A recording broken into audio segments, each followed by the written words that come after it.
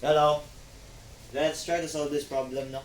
This is a bending stress problem, okay? So let me just try to read this one.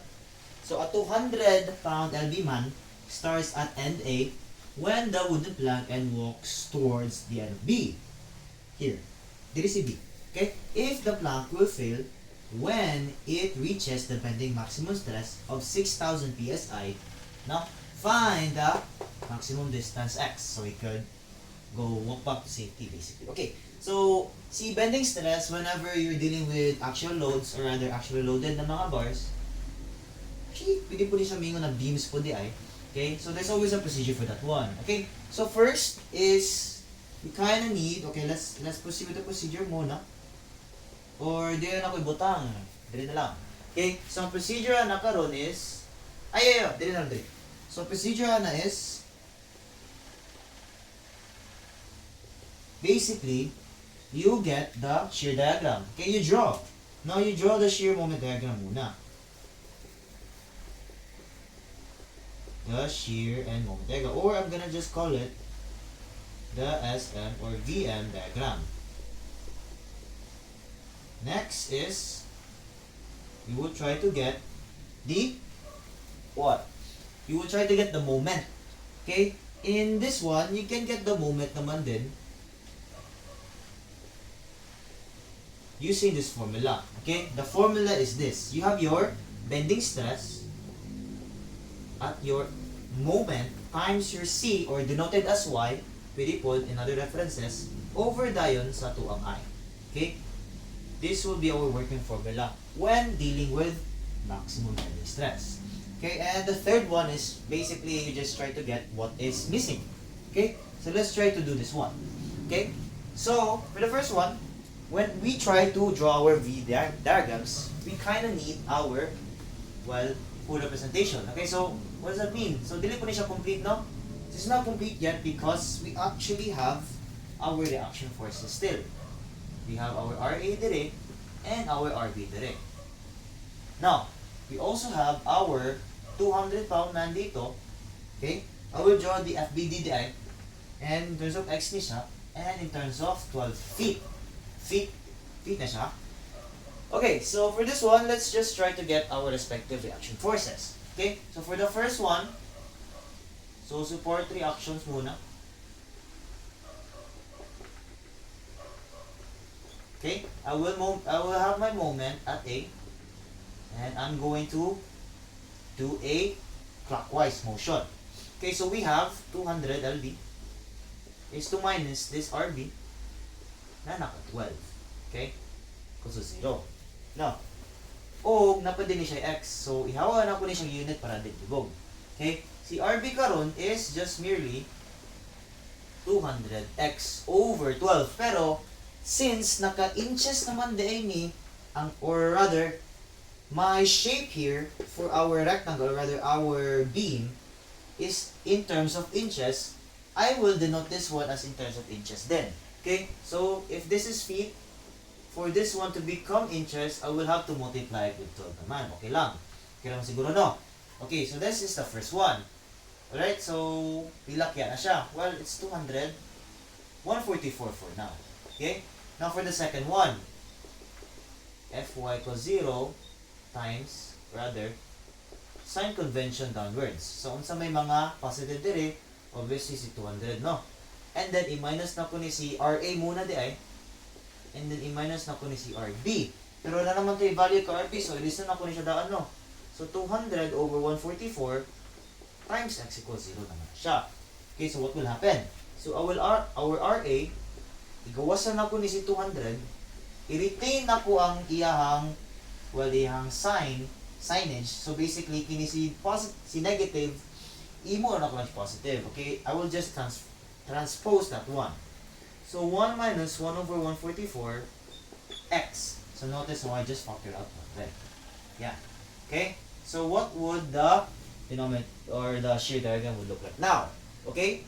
So should I make it easier for myself? Okay, I'm going to just transfer everything that I just got on this side na lang. Okay? And our RB here na lang din. So this is 200 over x, diba? Or no, 200 144 over x. So I will just erase this one. I will use an eraser for erasing because that's how it works. Sabi na nila. Okay, then I will do by segment. So I will do segments in which case they change load. So nag-change load siya diri sa x na direction, and it also changes load at the very end here. So this line represents our shear diagram, okay? So V sa tanong will be kini is naka-x or naka-x na siya in terms of inches, tama? Okay? So I will denote as x here muna, tama? And our RA is pasaka, di ba ni siya? So automatic, okay. So ngano kabalo ko na pasaka na siya? Well, if I cut here, what happens? I will get an RA, di ba? Tama. And when I'm looking at the left side, the sign convention would always have our V looking downwards, or our shear going downwards. And we also have a moment here, don't forget, it goes counterclockwise. Now, similarly, if I look to the right, okay, if I look to the right, the sign conventions karon will basically switch. Okay?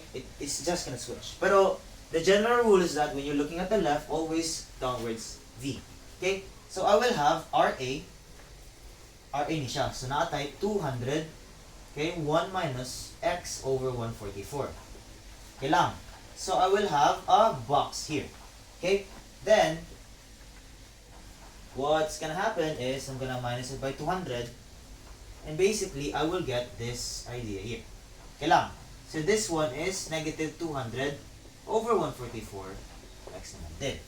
So if I try to get this area right here, okay, in area method, diba? If I get the area right there, I will get the moment. So what is my area for that one? That is 200 times x, 1 minus x over 144. Okay, so we're getting closer and closer to our x. So the question is, how do I get this m? Okay, is there a way to get this one? So two equations, two unknowns siya, no? So what is the missing equation? Kini siya. So ikopyaron ako ni siya, no? And try to get the, well, moment. Or the second equation. Pwede po din mo na siya i-interpret as so. Alright, so we have QB, diba? Is equals to Minecraft over I. No, Minecraft MC man. So, naatay, ano man siya? 6,000 PSI. So, I will have to respectively do the units din para for maximum, well, sign convention na lang din. So, I'm going to go LB over inches squared. Okay lang, diba? Si C na ko, pila man ni siya. Si C is basically kining tunga, ano niya? Ano sa may tunga niya? Well, it's 0.75 over 2. Okay? Nanong nagsimang ko, rather sa specifically na H.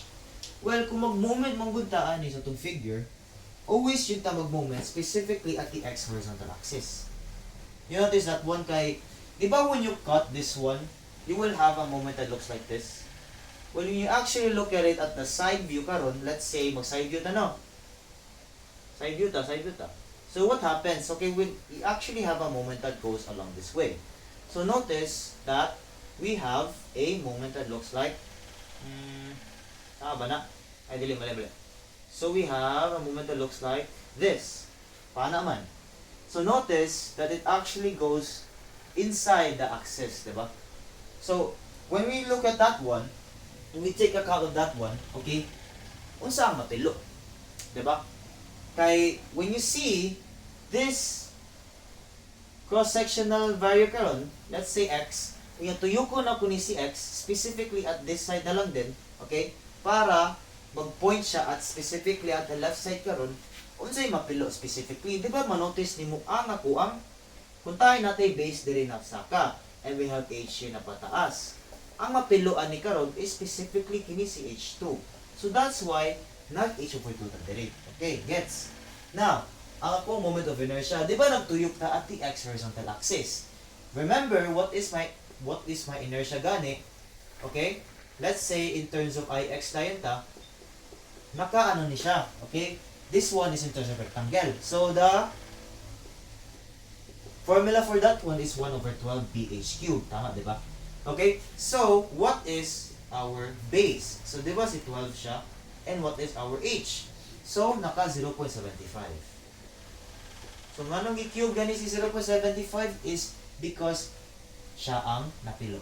Ano lang? So, we have 1 over 12 is to 12 is to 0.75. Naka-cube naman din siya. So, pila na.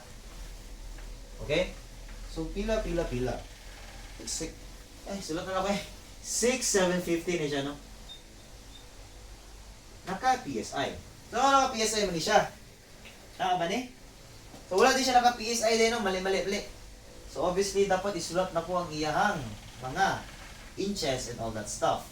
So, in terms of inches na po ni Dere, ang blue naman eh. Okay? Kailang. So, naka-inches na siya Dere, and si 0.75 naka-cube is in terms of inches cube. So, notice, naka-inches po ni Dere. So, kini siya mag-cancel out. May mo ni siya og 2. Okay?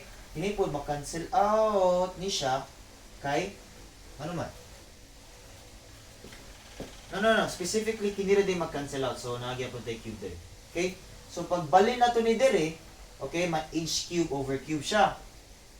Or inch cube over inch squared. So, ma-inches lang siya, no? Okay? So, ang mabiling di ani karon is si M is may mo siya og 6,750. Naka-LB. LB naman na siya, di ba? And naka-inches cube over inches squared man siya. So, may mo siya LB. Or pounds, inches. Okay lang. Okay? Sana na siya. So, I will just transfer this one and substitute the nakita na part. So, 6,750 LB naka-inch. Dali. Dito. Okay, that doesn't make it any easier. Is equal to 200x naman din. Is to 1 minus x over 144. Pila si x. Okay? Let's say, di-shift solve na natin na siya. No. Tama. Okay, so we have 6k is to something like that. 0.75 cube. 6,750 yun siya. So, this should be siya na ko lagi. Let's just say, no? Uy, mali. 54. 54.0 inches. Let me check actually kung tama ba. Okay, so natay 6,750. 200 times x. 1 minus x over 154. Ilan siya?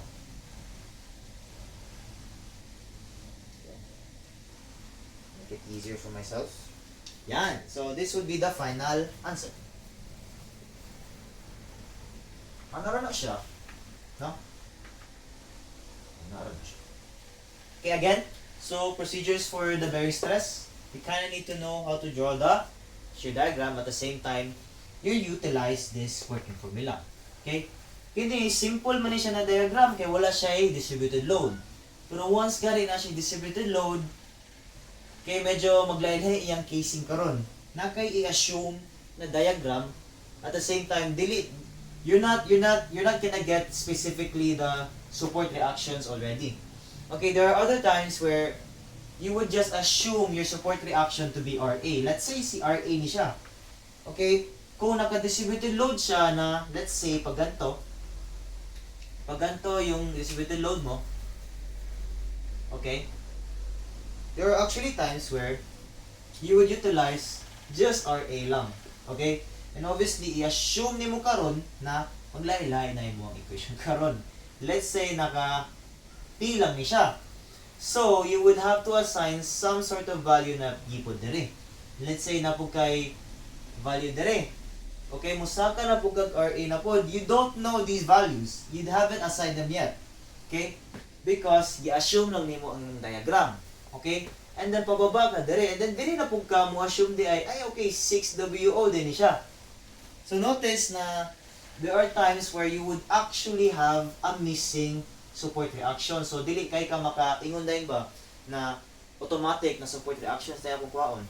So, ano din na siya, times tayo siya, there are times where you would have to assume the shape or your V-diagram.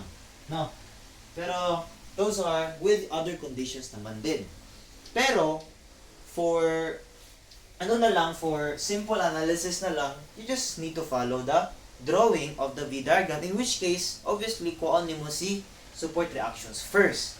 And then you draw the V diagram, and then you also input this working formula. Na lang na siya. Okay? So, for bending stresses. Assuming na kay given na figure na that looks like this. Okay? So, ano na siya.